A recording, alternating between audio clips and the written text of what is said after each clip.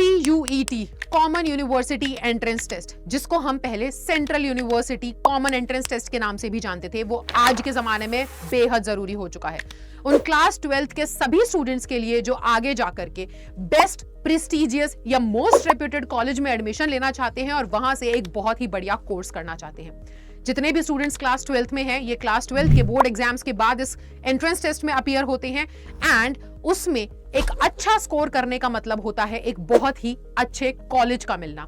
इस entrance test के अंदर पहले बहुत ही कम यूनिवर्सिटीज पार्टिसिपेट कर रही थी, लेकिन आज के समय में CUET के अंदर पार्टिसिपेट कर रही हैं लगभग 250 यूनिवर्सिटीज, जिनमें से 44 स्टेट यूनिवर्सिटीज हैं, 32 deemed universities, 134 private universities and लगभग 45 सेंट्रल यूनिवर्सिटीज हैं। तो इसी से आप समझ सकते हैं कि अगर आप अपने डिजायर्ड कॉलेज में डिजायर्ड कोर्स लेना चाहते हैं तो ये एग्जाम आपके लिए है कितना ज्यादा जरूरी। इस एग्जाम के अंदर आपके लिए मैंडेटरी होती है लैंग्वेज का एग्जाम देना बहुत ज्यादा जरूरी हो जाता है। उसके अंदर आप हिंदी और इंग्लिश के अलावा संस्कृत, मराठी, बंगाली या फिर अगर आपके पास स्पेनिश, जर्मन, फ्रेंच आपने पढ़ी है तो आप उस एग्जाम के लिए भी अपीयर हो सकते हैं। उसके अलावा आपको देना पड़ता है एक जनरल टेस्ट।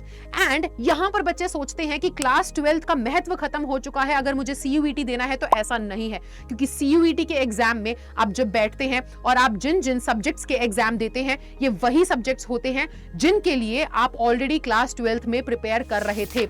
यानी कि क्लास 12th में जिन सब्जेक्ट्स पे आपने महारत हासिल कर रखी होती है उन्हीं का एग्जाम आप CUET के समय पर भी देते हैं और उसी के माध्यम से इन सभी एग्जाम्स का स्कोर कैलकुलेट करके आपका आता है और उसके बेसिस पर आपको अपनी बेस्ट यूनिवर्सिटी में या फिर आपके स्कोर के बेसिस पर जो यूनिवर्सिटी आपको ऑफर की जा रही है उसमें से किसी कॉलेज में एडमिशन मिलता है। सो एग्जाम है बहुत ही ज्यादा जरूरी।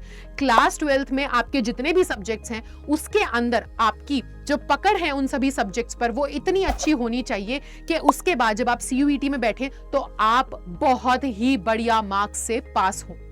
CUET मांगता है प्रैक्टिस, डिसिप्लिन, डेडिकेशन एंड साथ ही साथ पंचुअलिटी। आप जितने ज्यादा पंचुअल हैं, आप जितने ज्यादा डेडिकेटेड हैं, आप जितने ज्यादा फोकस्ड हैं और जितने डिसिप्लिन के साथ आप इस एग्जाम के लिए अप्रोच करेंगे, जितने ज्यादा आप प्रैक्टिस करेंगे उतना ही ज्यादा अच्छा आप रिजल्ट लेकर के आएंगे और अपने मन चाहे कॉलेज में पहुंच पाएंगे।